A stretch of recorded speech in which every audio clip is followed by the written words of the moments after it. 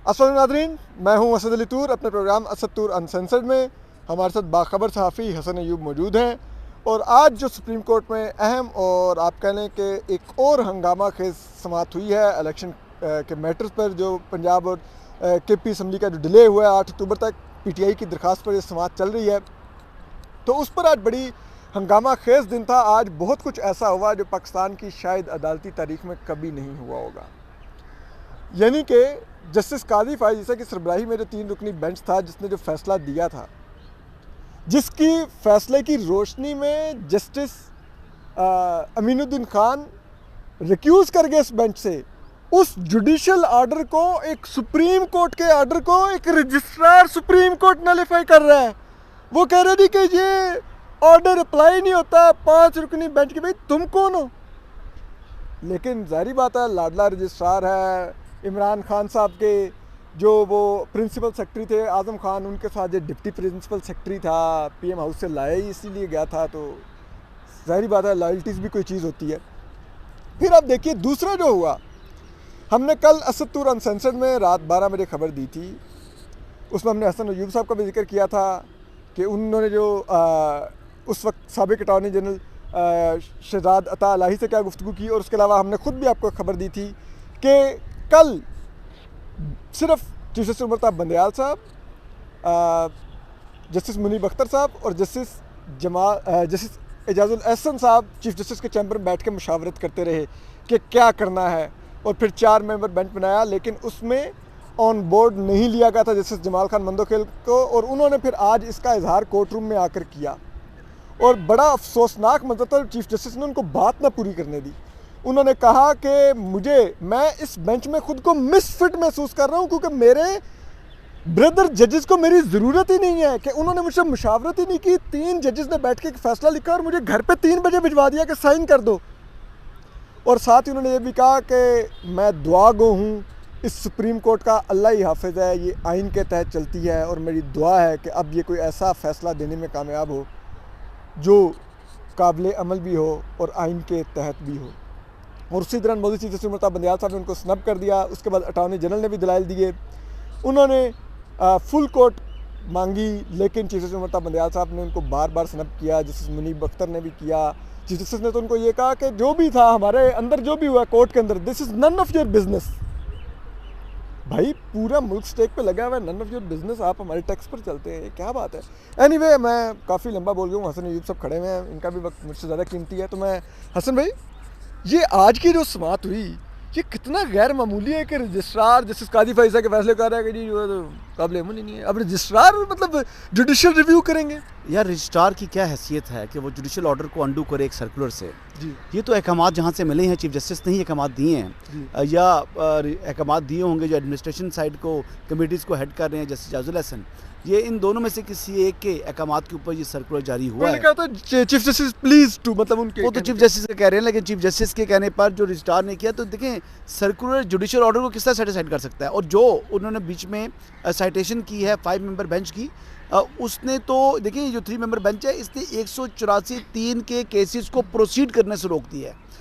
इसमें बेंच की कॉन्स्टिट्यूशन या सोमोटो लेने की बात मामला उस केस में है जो 5 मेंबर बेंच का है, लेकिन इस केस को इनिशिएट करना 184(3) को मेरा ख्याल के मुताबिक ये मुश्किलात पैदा करेगा। और चीफ जस्टिस उमर बंदयाल ने शायद हेस्ट में, या शायद आज इमोशनल थे, इमोशनल इसलिए थे क्योंकि आज वो कोर्ट रूम में रो पड़े थे। आज उन्होंने रो पड़े थे और बड़े जज्बाती होकर अपनी फैमिलीज़ का जिक्र भी किया, और उन्होंने कहा कि बिफोर जज we are human beings, we have heart, we have mind, we have emotions. और राइटली सेड इट, इमोशन इंसान के होते हैं, और वो एक टाइम के ऊपर शायद वो जो जिस तरीके से उन्होंने फील किया, लेकिन कुछ बातों पे उन्होंने इमोशनली बातें की, लेकिन उसमें बड़ी कॉन्ट्रडिक्शन थी। वो कहा कि 2 साल से हम जो है ये कर रहे हैं, लेकिन 2 साल से मोहतरम चीफ जस्टिस साहब ने तो बेसिकली जस्टिस काजी फायज़ ईसा ने सफ़र किया था, बिल्कुल, और वो उनकी सफरिंग को अपनी सफरिंग करार दे रहे हैं कोर्ट, जबकि उनके खिलाफ इन्होंने खुद फैसला दे रखा है। अच्छा, अब उनको कह रहे हैं कि मुझे उनके दुख का एहसास है, हालांकि दुख देने वाले खुद हैं। और उस केस की लार्जर बेंच की समाअत के दौरान आप देखते कि जो रवैया रहा इनका जस्टिस काजी फायज़ ईसा के साथ, उनकी फैमिली के साथ, और जो रिमार्क्स रहे, और उन्होंने अकाउंटेबिलिटी के हवाले से उन्होंने ये कहा था कि भाई जजेस जो है वो सबसे ज़्यादा अकाउंटेबल हैं। लेकिन आज जस्टिस मज़ार अली अकबर नकवी के हवाले से जो ऑडियोज़ आई हैं, उसके ऊपर कहते हैं कि मैंने उनको साथ बैठाकर पैगाम दिया है आज उन्होंने ओपन कोर्ट में ये बात एतराफ़ किया कि मैंने साथ बिठाने का मकसद हुकूमत को पैगाम देना था कि मैं एक ऐसे जज के साथ खड़ा था कि जिसकी ऑडियो से साबित हो रहा है कि वो क्या कर रहे हैं, उनके कंडक्ट मिसकंडक्ट में आ रहा है, जिनके फाइनेंशियल मामलात के ऊपर सवालात उठ रहे हैं, वो कह रहे हैं मैं उसको साथ बिठा के पैगाम दे रहा था कि मैं खड़ा हूँ। आज उन्होंने खुले कोर्ट में अपने मुंह से कहा। फाइनेंसिस एक मिनट के लिए साइड पर रख दो, फाइनेंसिस को एक मिनट के साइड पर रख रखते हैं कि ठीक है जी, मैं उन पर इल्जाम नहीं लगाता unless proven guilty is innocent. ठीक है जी, मैंने भी कहा सवालात उठ रहे हैं। नहीं, unless proven guilty is innocent, मैं कह रहा हूँ इनोसेंट है। बट सवाल ये है कि जनाब सीएम पंजाब के साथ उनके राब्ते हैं और जो बेतकल्फ़ी है, ये जजेस का कोड ऑफ कंडक्ट नहीं है। मेरा कोई केस नहीं लगा हुआ सुप्रीम कोर्ट ऑफ पाकिस्तान में, आपका असद कोई केस नहीं लगा हुआ, लेकिन वो सियासतदान है, सीएम पंजाब है, उसके हज़ारों मुकदमात हैं और आप उनके साथ बेतकल्फ़ी से जिस तरीके से वो बात कर रहा है उनसे कि यार छड़ना यार मैं आ रहे हैं, छड़ना यार मैं आ रहे हैं, ऐसी किसी को जरूरत हो सकती है? और मोहम्मद खान भट्टी, ठीक है, जिसके ऊपर करप्शन के इतने बड़े इल्ज़ामात हैं, वो उनके घर पे बैठा हुआ मौजूद है और वो कह रहा है जी कि जी मैं मोहम्मद खान भट्टी मेरे कोल बैठा है। और आप पता लगाइए कि एक करप्शन के इल्ज़ामात वाला एक वो जिसे कहते हैं टेंटेड ब्यूरोक्रेट आपके घर बैठा हुआ है, ठीक है, और आप वो जस्टिस मुज़ाहिर अकबर नकवी हैं जिन्होंने पोस्टिंग एंड ट्रांसफर्स पर सो मोटो करवाया था, खत लिख करके जी हुकूमत नैब के अफसरान ट्रांसफर कर रही है करप्शन केसेस वाले, और एक करप्ट मुबैना ब्यूरोक्रेट आपके सामने बैठा हुआ था आपके घर पे। वाह। देखिए चीफ जस्टिस साहब ने बड़ी सफाई देने की कोशिश की है, लेकिन अगर आज भी फुल कोर्ट बना देते, जो उन्होंने फिर गुरेज करके बार बार उनसे रिक्वेस्ट की गई, फिर उन्होंने अटॉर्नी जनरल की रिक्वेस्ट को मुस्तरद कर दिया। देखिए इसमें कह रहे हैं जी हमारे 20 घंटे गुजर चुके हैं। मोहतरम चीफ जस्टिस साहब को ये बात समझनी चाहिए कि 20 घंटे ज़्यादा अहम है या आपका जो फैसला हो उसकी तौकीर हो या उसको मुतनाज़ा ना हो, वो ज़्यादा अहम है। यानी देखें अदालत की साख 20 घंटे से ज़्यादा है, 20 घंटे ज़्यादा अहम है। ये तो सिर्फ बेसिकली आगे से बहाना बना के आगे निकल रही है ना। बेसिकली इन्होंने जस्टिस काजी फाइसा केस में देख लिया था कि लार्जर बेंच बनाया तो चीज़ें हाथ से निकल जाती हैं। पर आप ये देखिए बार बार कह रहे हो कि 20 अरब क्यों नहीं हुकूमत दे सकती, 20 अरब तो कुछ भी नहीं है, तो 20 घंटे भी तो कुछ नहीं है यार 20 अरब वाकई हुकूमत के लिए कुछ नहीं है। और जहाँ पर मुल्क के आगे इंतखाबात होने हैं, मुल्क की आपका एक ऑर्डर है, 4-3 का ऑर्डर है या वो 3-2 का ऑर्डर है, इसकी क्लैरिटी आपको चाहिए, ये तमाम चीज़ें होनी चाहिए ना। अब आप 3 जज बैठ के कहेंगे आपने तो यही कहना है ना कि ये जो ऑर्डर था ये 3-2 का ऑर्डर है, अभी तो उन्होंने यही बोलना है। लेकिन इस बात का भी जवाब नहीं दिया कि justice Jajul Hasan was the mover of the note, why he is sitting in the second round of the same litigation. और सेम केस के अंदर वो किस तरह वो जो है वो बैठ चुकी हैं बेंच के अंदर। फिर आप ये बताएं कि जस्टिस मुज़ाहिर को तो आपने साथ बैठाया था पैगाम देने को, तो फिर जस्टिस जाजुल हसन साहब को भी आपने बैठाया पैगाम देने को कि जी he was the mover of the note, जिनके ऊपर मुस्लिम लीग नून सबसे बड़ा एतराज़ करती है कि वो पनामा जज हैं। फिर आप साथ बैठा रहे हैं ना कि हम पार्टी हैं। और जब ये बातें करें तो जनाब वो मोहतरम चीफ जस्टिस साहब जो है वो बुरा मना जाते हैं और वो इस टाइम जो है वो क्या कहते हैं जज्बाती हो जाते हैं। आई रिस्पेक्ट हिज फीलिंग्स, ऐसी बात नहीं है कि we don't respect, he is a good human being, मैंने उस दिन भी कहा I respect him a lot. लेकिन ये आखिरी 2-4 माह में जो वो कर रहे हैं, मुझे नहीं समझ आ रही कि उनको खुद भी समझ आ रही है वो क्या कर रहे हैं या क्या नहीं कर रहे। यही एक आपने हसन बहुत अहम बात की कि उनको क्या ख्याल है कि वो क्या कर रहे हैं। आखिर उनको भी तो अपनी लेगेसी का ख्याल रखना चाहिए। उनकी लेगेसी माजरत के साथ जस्टिस मुनीब अख्तर और जस्टिस मुज़ाहिर अकबर नकवी या जस्टिस एजाजुल हसन ने नहीं लिखनी, वो मोर्रख लिखेगा और मोर्रख जो लेगेसी लिखेगा आप पढ़ लीजिए जो जस्टिस साकिब निसार के साथ हो रही है। तो आप एक चीज़ बताएं। नहीं, उसमें भी फ़र्क है। जस्टिस साकिब निसार साहब के साथ जो कुछ हो रही है रिटायरमेंट के बाद हो रही है। मौजूदा चीफ जस्टिस के ऊपर जो इस टाइम बातें हो रही हैं वो उनकी बतौर 6-7 माह पड़े हुए हैं बतौर चीफ जस्टिस, इन दिनों में शुरू पड़ी हैं। जनरल बाजवा के खिलाफ जो बातें हो रही हैं उनकी रिटायरमेंट के बाद हुई हैं। ठीक है, अब मोहतरम चीफ जस्टिस के बारे में बातें जो हैं वो आज शुरू हैं, आज से नहीं बल्कि महीने से शुरू हैं। तो देखें बात यह है कि 25 मई के ऊपर जो आप रिपोर्ट्स मंगवाएं उन रिपोर्ट्स को आप उठा के डस्टबिन में या शेल्फ में रख दें, उन पर आप कार्रवाई करें ना। दूसरी तरफ से जनाब आप सो मोटो इनिशिएट कर लें आप अपनी तरफ से, तो देखें कुछ चीज़ें नज़र आ रही हैं। अब रमज़ान का महीना है, जान अल्लाह ताला को देनी है। मैं तो कहता हूँ कि मुझे बेशक कंटेंट में बुला दें इन बातों पर मुझे अगर कंटेंट में बुलाते हैं तो मैं इंशाल्लाह रोस्टर पर खड़ा होकर कहूँगा जनाब कि ये चीज़ें बाइसेस मुझे फील हुए हैं, मुझे ये बातें फील हुई हैं और मेरी तरह पाकिस्तान के लाखों करोड़ों लोगों को भी ये बायस फील हो रहा है और ये इनको समझ नहीं आ रही।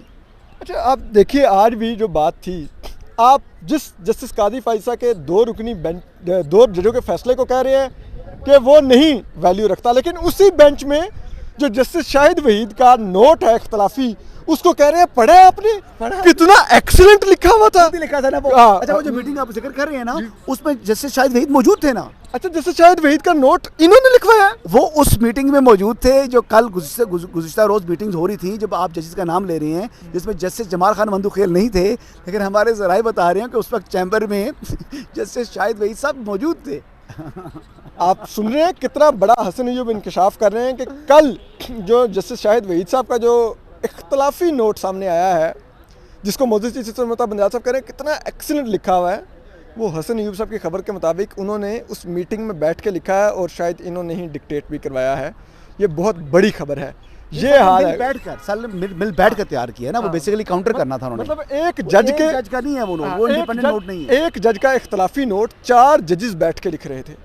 ये हालात हैं सुप्रीम कोर्ट में। और वो 4 जजेस कौन थे? चीफ जस्टिस उमर ताब बंदयाल साहब, जस्टिस मुनीब अख्तर, जस्टिस जाजुल हसन। वहाँ पर मौजूद हाँ, मीटिंग में मौजूद थे। मतलब वो मतलब मिली जुली से वो तैयार हो रहा था नोट, ठीक है, वहाँ पे मुशावरत तो हो सकती है। हाँ, मुशावरत हुई होगी, नोक पलक सवारी की होगी। अच्छा, लेकिन हसन, अब आप देखिए कि ये जहाँ पे इस हद तक डिवीजन है, ठीक है, आप एक जज के एक बेंच के फैसले को अंडरमाइन करने के लिए, जुडिशियल ऑर्डर को अंडरमाइन करने के लिए, ना सिर्फ के उसके लिए एक इख्तलाफी नोट लिखवा रहे हैं उस बेंच के एक मेंबर से, सर्कुलर जारी करा रहे हैं, ठीक है, फिर एक सर्कुलर जारी करवा रहे हैं, ठीक है, ये नहीं कर रहे कि एक जुडिशियल रिव्यू कर लें। ये क्या है? क्यों फुल कोर्ट बनाने का आखिर क्या इशू क्यों नहीं करना? तो जुडिशियल रिव्यू ही चाहिए था। देखिए, लाजमी नहीं था कि आप उसके लिए फुल कोर्ट बनाएं, आप 5 मेंबर से भी जुडिशियल रिव्यू करा सकते थे इसका, लेकिन वो नहीं किया ना। ये तो टाइम गुजर चुका और अब तो उन्होंने प्रोसीडिंग्स इनिशिएट कर दी हैं।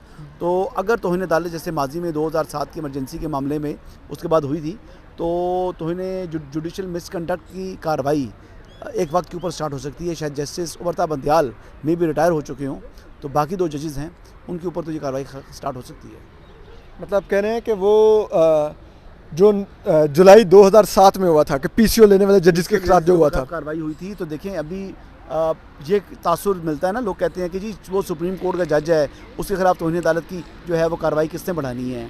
आई एग्री, नहीं होता, लेकिन माजी में नज़ायर मौजूद हैं और जस्टिस काजी फाइज ईसा भी जिस तरह बेदरेक किस्म के फैसले कर जाते हैं, जो कर जाते हैं, नोट्स लिख जाते हैं, या बेंचेस के अंदर भी जिस तरह की वो बात कर जाते हैं, तो उनके जो मिजाज को देखते हुए बतौर जब चीफ जस्टिस वो आएंगे तो वो इनके ख़िलाफ़ जुडिशियल मिसकंडक्ट की कार्रवाई इनिशिएट कर सकते हैं, जो जजेस उनसे जूनियर मौजूद होंगे। और वो इसमें जस्टिस मुनीब अख्तर और जस्टिस जाजुल हसन यकीनी तौर पर इसकी जद में आ सकते हैं।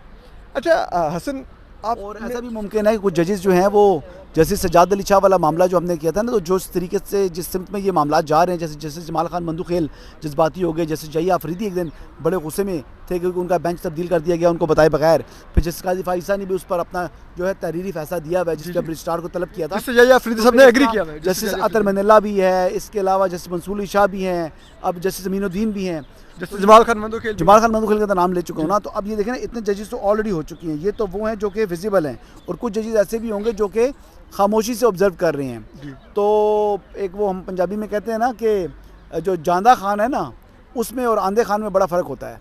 जो जा रहा होता है उसमें बड़ा फ़र्क हो रहा है तो होता है, और जो आ रहा होता है उसके लिए लोगों की नज़रें और होती हैं। तो ये हालात गड़बड़ हो सकते हैं।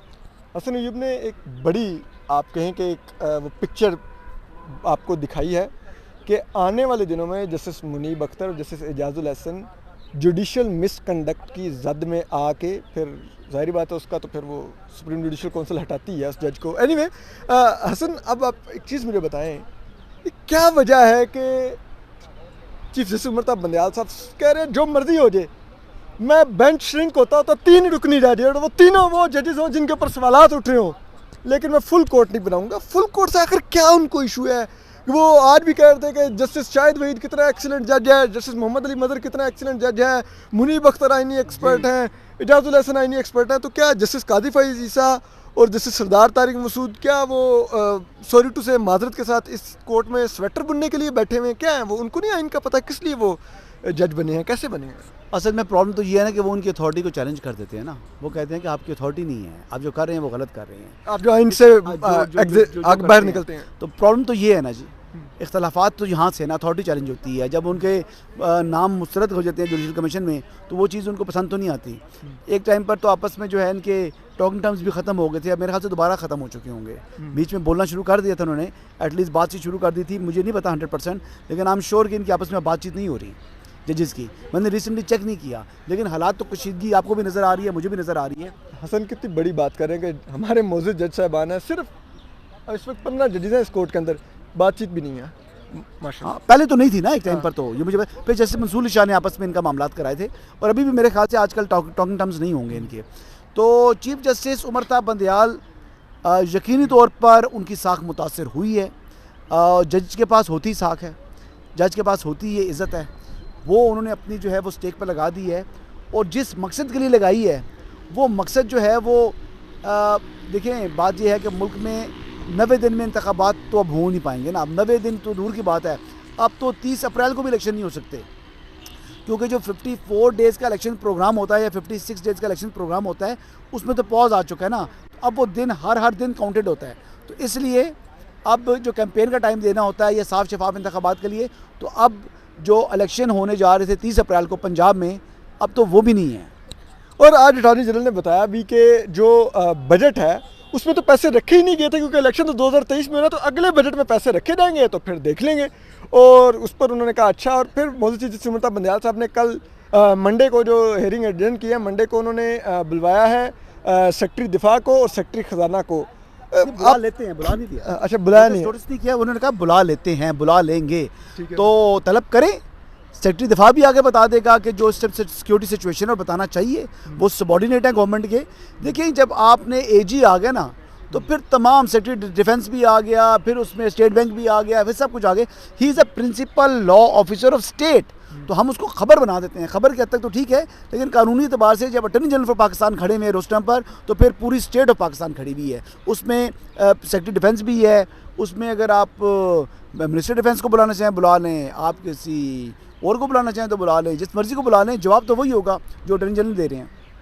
अच्छा हसन, लेकिन अब जहाँ पर बात आ गई है, ये 3 रुकनी बेंच जब फैसला देगा, फैसला तो हम सबको पता है वो क्या देगा, इसकी वैल्यू नहीं है ना। ठीक है, वो क्या काबिल अमल होगा, उसकी साख होगी। वैसे भी ऑर्डर जो मर्जी दे दें सुप्रीम कोर्ट को, मैंने पहले भी कहा, जो भी फैसला दें उसको आपने जो है इसका इम्प्लीमेंट होना ज़रूरी होता है। ऐसा ऑर्डर देना नहीं चाहिए सुप्रीम कोर्ट को जो इम्प्लीमेंट ना हो। अभी भी ये देंगे तो इसका इनको भी मालूम है कि फ़ैसले पर अमल दरामद नहीं होना।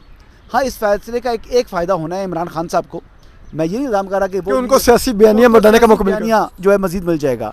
इसके अलावा तो इलेक्शन तो नहीं हो रहे। इलेक्शन तो तब तक नहीं हो रहे जब तक सिक्योरिटी सिचुएशन आपकी अच्छी नहीं हो जाती। और सिक्योरिटी का रिस्क कभी भी जो है ना स्टेट लेगी और ना आपके सिक्योरिटी एजेंसीज लेंगी कि वो पाकिस्तान को दोबारा दहशतगर्दी के ऊपर ले जाएं। देखिए ना, लकी मरवत था ना जो वो वहाँ पर वो पुलिस वाले जो शहीद हुए हैं 2-3 दिन पहले, और इसके अलावा वहाँ पर जो इससे पहले ब्रिगेडियर साहब का भी हुआ, सेक्टर कमांडर थे। तो ये ऐसी सिचुएशंस बन रही हैं, रोज़ के वाक़यात हो रहे हैं। तो जब तक ये ऑन गोइंग ऑपरेशंस कंप्लीट नहीं होंगे तब तक तो इलेक्शन होंगे नहीं।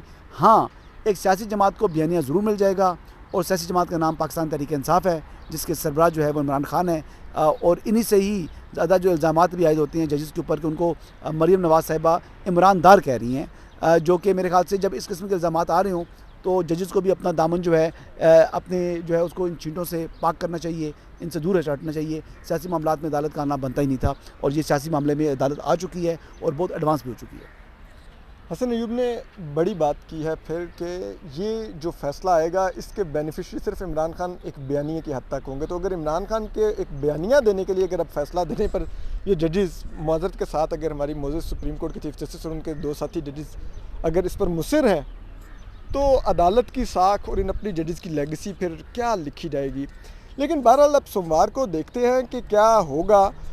लेकिन अभी तक मौजूद चीफ जस्टिस उमरता बंदयाल साहब और उनके साथी दोनों जजेस ये तय किए बैठे हैं कि वही फ़ैसला देंगे। और इन तीनों जजेस से फ़ैसला अगर आप कहें तो मैं अभी भी आपको लिख के दे सकता हूं, अगर उससे फ़ैसला मुख्तलिफ आ जाए तो आप ज़रूर बताइएगा। लेकिन बात यह है कि 2 बड़े खबरें कि एक जस्टिस शाहिद वहीद का इख्तलाफी नोट कैसे लिखा गया, हसन अय्यूब ने बताया, और दूसरा जस्टिस मुनीब अख्तर और जस्टिस एजाजुल हसन किस फ़ैसले की जद में आएंगे, वो भी हसन अय्यूब ने बता दिया है। आपको मज़ीद भी अपडेट करते रहेंगे। अपना ख्याल रखिए। अल्लाह।